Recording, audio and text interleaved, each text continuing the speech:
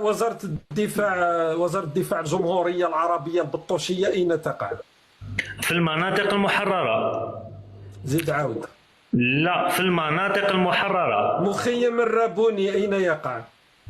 ما يهمنيش المخيمات خويا العزيز، انا يهمني الجمهوريه. اسمع كيطلع معايا نضحك شويه، مي دركا نحكيو شويه جديه. مخيم الرابوني فيه المجمع، اسمع تتعلم شويه باش ما تزيدش تبهدل روحك. مخيم الرابوني فيه مجمع اداري، المجمع الاداري هذا فيه وزاره الدفاع للجمهوريه العربيه الصحراويه، الموجود في بجنب مخيم الرابوني فوق اراضي تندوف في الجزائر. هذا باعتراف البوليساريو. تروح تسقسي واحد من البوليساريو موالفين يطلعوا معنا يقول لك صح موجوده في تندوف لاننا مستعمرين.